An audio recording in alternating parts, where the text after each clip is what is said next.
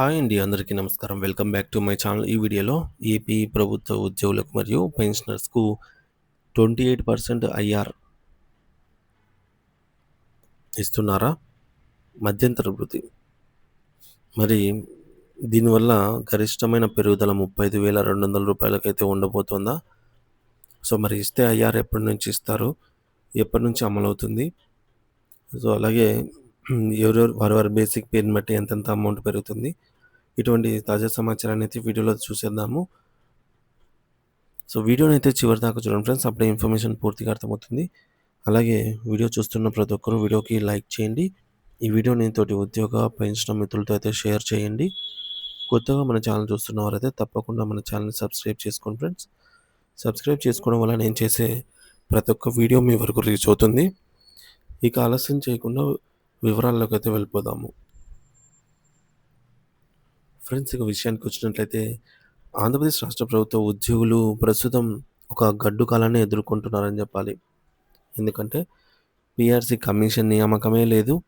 అటువంటి ఐఆర్ ఏమిటి అనే దాని పరిస్థితి ఊసే లేదనమాట. ఏళ్ల తరబడి కొత్త పీఆర్సీ అమలు కాకపోవడంతో వేలాది మంది ఉద్యోగ కుటుంబాలు తీవ్రమైన ఆర్థిక మరియు మానసిక ఒత్తిడికి లోనవుతున్నాయి.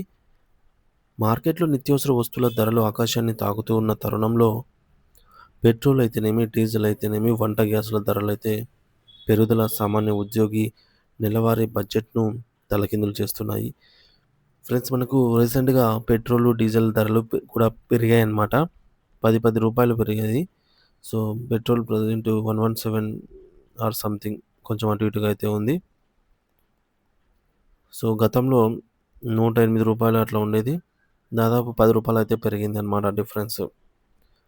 అలాగే దీనికి తోడుగా పిల్లల స్కూల్ ఫీజులు, కాలేజీ ఖర్చులు మరియు వృద్ధాప్యంలో వచ్చే అనారోగ్య సమస్యలకు అయ్యేటటువంటి వైద్య ఖర్చులు ఉద్యోగ కుటుంబాలపై మోయలేని భారంగా మారాయి.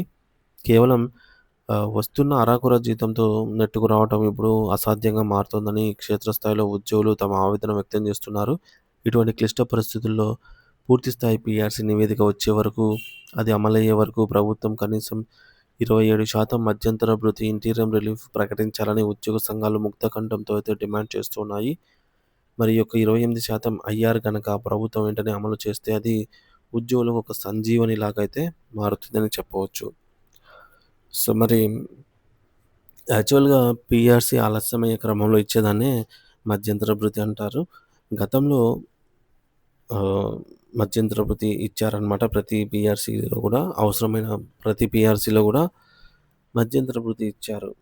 సో, పీఆర్సీ 1 ఇయర్ ఆలస్యమైనా, లేదంటే 6 నెలలు ఆలస్యమైనా అప్పుడు ఐఆర్ అనేది ఖచ్చితంగా ఇచ్చారు. కానీ ఈసారి దాదాపు 3 ఏళ్ళు, 2.5 సంవత్సరం పైన అంటే దాదాపు 3 ఏళ్ళు గడుస్తున్నా మధ్యంతర భృతి అయితే ఇవ్వటం లేదు. మరి పెరిగిన ఖర్చుల నుండి తక్షణ ఉపశమనం లభిస్తుందనమాట ఈ యొక్క ఐఆర్ వల్ల.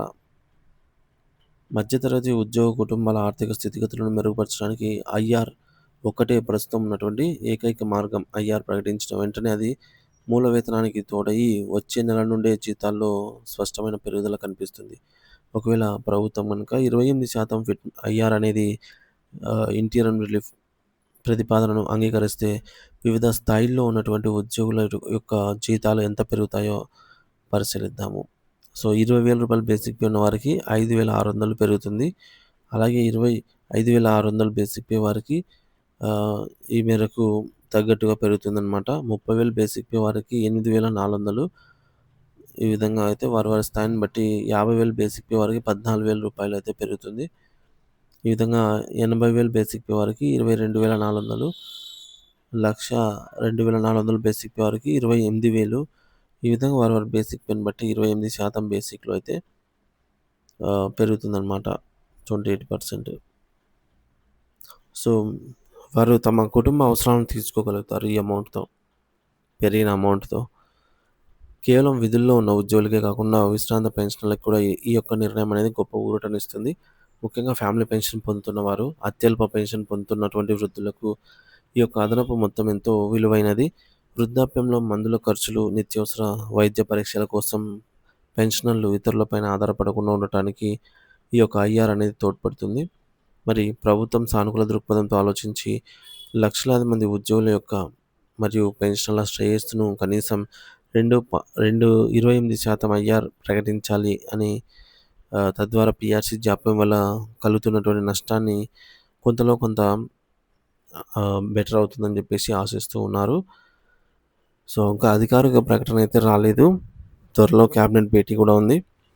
మరి చూడాలి ఫ్రెండ్స్ ఐఆర్ గురించి ఎటువంటి నిర్ణయం వెలువడుతుంది అని చెప్పేసి త్వరలో వచ్చేటటువంటి శుభవార్తలు ఎలా ఉంటుంది అనేది ప్రతి ఒక్క ఇన్ఫర్మేషన్ కూడా వచ్చిన వెంటనే మన ఛానల్లో అయితే అప్లోడ్ చేస్తాను వీడియో రూపంలో. సో, ఇంకా ఎవరైనా మన ఛానల్ సబ్స్క్రైబ్ చేసుకోకపోతే వెంటనే సబ్స్క్రైబ్ చేసుకోండి. Thank you for watching this video.